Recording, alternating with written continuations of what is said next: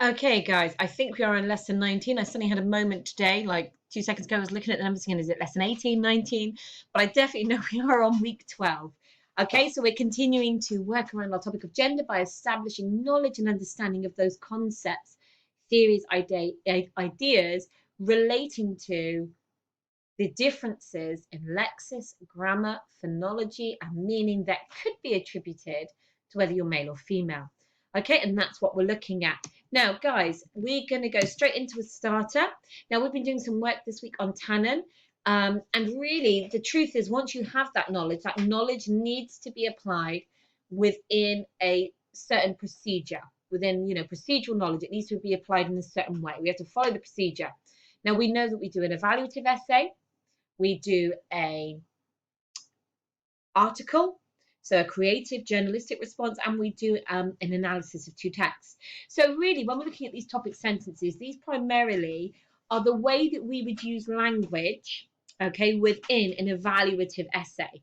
However, from these sentences, we can adapt and adopt a journalistic tone, vocabulary, expression that could very quickly transform these sentences into the style we would expect to see in a journalistic piece. So there is really important value in taking the knowledge that we want you to have. We want you to be able to identify researchers by name. We want you to be able to offer detailed and illustrated responses to theorists. But unless you can turn that knowledge into a paragraph that sits within an evaluative essay or a journalistic essay, it's kind of like it's wasted knowledge if you can't do anything with it. So these sentences will take you longer to do, but they illustrate that process of taking what we know about when, who, what, the illustrated examples of tannin, and now applying them into sentences. Now, you could argue that these sentences really have enough structure here that they could then create a paragraph, but at the same time, they're meant to represent what we call topic sentences. So within each idea, there is room for amplification, for definition, for illustration, for taking the idea further, but this table kind of covers a variety of topic sentences that would definitely, guys, this table definitely secures that detailed knowledge, okay? So I'm going to just read through them and I'm going to ask you to pause and complete, okay? Tannin provides a credible contribution to the discussion because she is. So how would you copy and complete that one? Her research method was inspired by L and is known as a SMA. So again, you can use your notes. If you can do it by memory, that's an even better indicator that this is going in. Initially working in the 80s, Tannin's findings supported the idea that men and women speak. What could possibly go there? Through her research, she organized men and women's behavior into opposites, such as blank versus blank, blank versus blank, and blankety blank. Okay? Tannin was also able to bridge the gap between the A world and PC. So we've talked about she's able to bridge a gap between two areas of study, of life. Can you remember what words we might be able to use to complete these stems? Okay, so now we are moving into the illustrated examples and the challenge side of the table, which is what, again, can secure higher grades. Male speech, according to Tannin, is characterized by, so what examples could we put in there? What would we expect to be the characteristics of male speech? Female speech is characterized by. Now, the next or the last three stems are all about that top band response, okay? So we know that we're expecting evaluation, we're expecting challenge. So both Tannin and another theorist I'm looking for here suggest that men use blank directives and women use blank directives. So sometimes your evaluation of theorists can be created by linking them to other theorists, because in theory, the more people say the same thing, that creates a stronger evaluative point. It suggests cohesion of ideas. It suggests lots of people saying the same thing, so it strengthens the validity of it. Okay, so who could we link her to then? And then, however, Tannin can be challenged for perpetuating blanks, which are dangerous as they blankly blank. And finally, any method that relies upon observation could also be subject to observer's paradox, which means. Now, this is our biggest throwback. We've not revised this week, but we have talked about observer's paradox in the past. So this is testing your mind to go all the way back, ... So guys, take as long as you need to copy and complete these statements, okay? And then we will look through very briefly, just verbally, at some potential answers, okay? But I'm not going to show you my answers. We're just going to talk about them because it's really strengthening if you do it for yourself. Okay, so Tannen provides a credible contribution to the discussion as she is.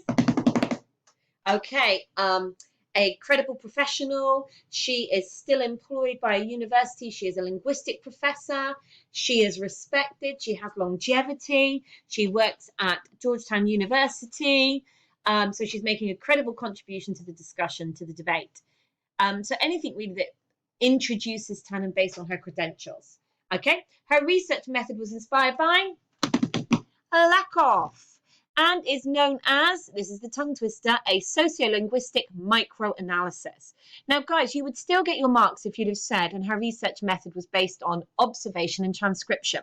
But the sociolinguistic microanalysis is just that little A-grade moment, okay? That language of the A-grade student. So, initially working in the 80s, Tannen's findings supported the idea that men and women speak. So, guys, I was really looking for one of our D's here. So, what is it? Differently. Brilliant. And through her research, she organized men and women's behaviors into opposites, such as report versus rapport, advice versus understanding, orders versus suggestions and support. So it's any of those opposites, okay? Brilliant. Now, Tannen was also able to bridge the gap between the A world and the PC world.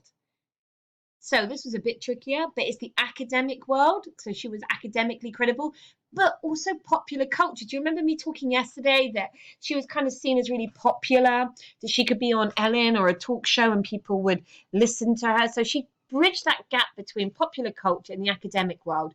So she kind of was a bit of a rock star.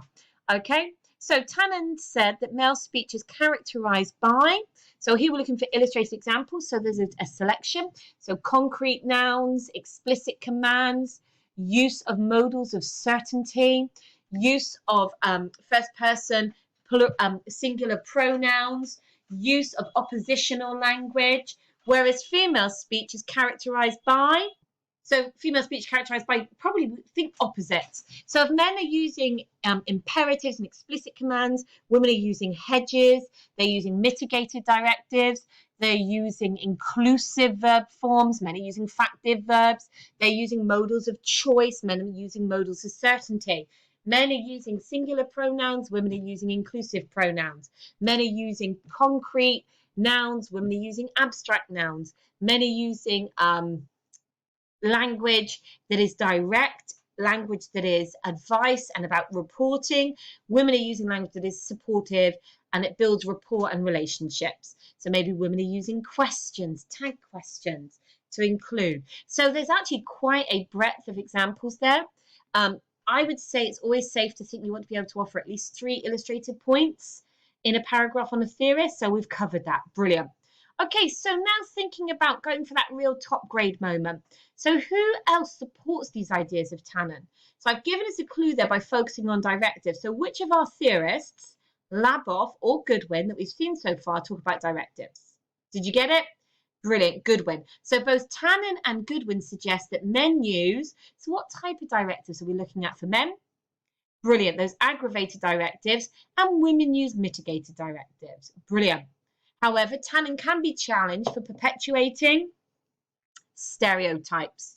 Okay, and what's the danger of a stereotype? Well, stereotypes are dangerous as they create generalizations, as they create a fixed and focused way of seeing men and women with no room for overlap or no understanding of difference and individuality.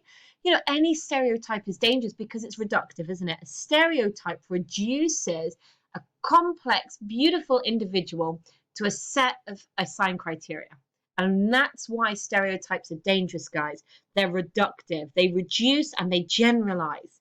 And we don't want to be generalized or reduced, irrespective of whether male, female, whatever. So we say no to stereotypes. Okay. Similarly, any method that relies upon observation could also be subject to observer's paradox. Now, this takes us back to the idea that she was using this observational method. She was observing and transcribing behavior, And so as soon as somebody is observing behavior, it means that people do what? Brilliant. Observer's paradox. If I'm aware I'm being observed or recorded, I naturally adapt my behavior. There's the paradox. I know I'm being watched, so I don't behave naturally. I behave unnaturally, which means the data, the findings make me false. Brilliant. So we're going to just then move on from Tannen today. Just a little bit of explanation of generic differences between language. So we started to see that, yes, so far we've definitely got this yes moment coming through. Yes, according to Tannen, Goodwin, Lakoff, men and women are speaking differently.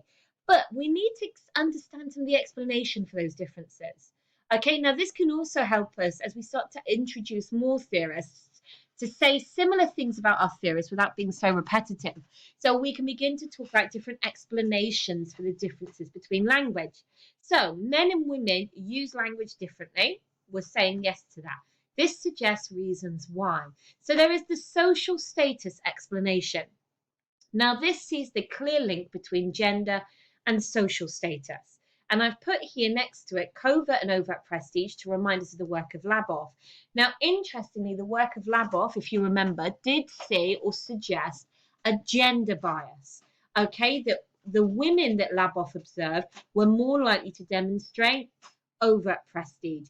In other words, they were more likely to follow the rules, the codes, the conventions, the standard English, and speech. So they would demonstrate correct grammar, correct pronunciations, the use not of contractions but of no abbreviations, that they would use correct verb tense formations. So women are following all the rules of language because they are naturally demonstrating overt prestige.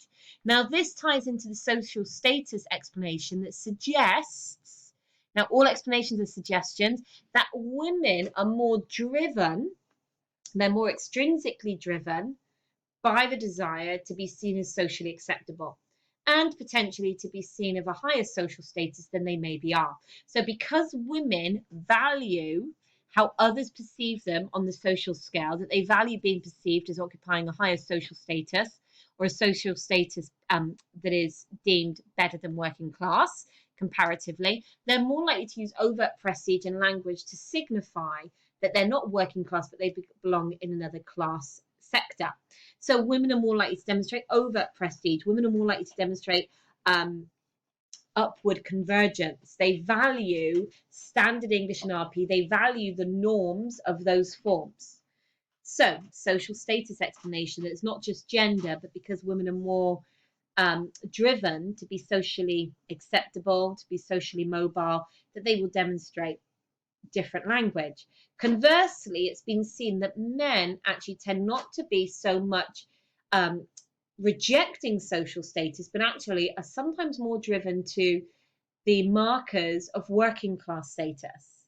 And that's, again, the complexity of these issues, that men almost have this desire to aspire to the masculinity that's associated with the working class culture. The working class hero, the working class man does create in other men a kind of image of bravery and strength and resilience that other men gravitate towards. Okay, another explanation for different, that men and women use language different because they see themselves or are positioned in society as guardians of society's values. Okay, so society constructs and reinforces the representation of women as the carers, nurturers, guardians, and therefore they're more likely to follow, and this links back to why they also demonstrate overt prestige, okay, what's valuable and important within a society. So women don't swear because society tells us that swearing is crass and crude and wrong. Women don't argue and express anger because society tells us that it is better to be a peacemaker and to make peace and to keep the peace than to be angry. So women are presented very early on in their kind of development with this idea that you are guardians of society's values.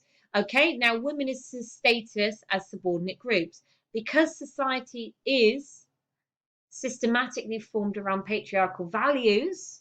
We are a patriarchal structure and culture, and therefore women occupy a subordinate place within that asymmetric structure.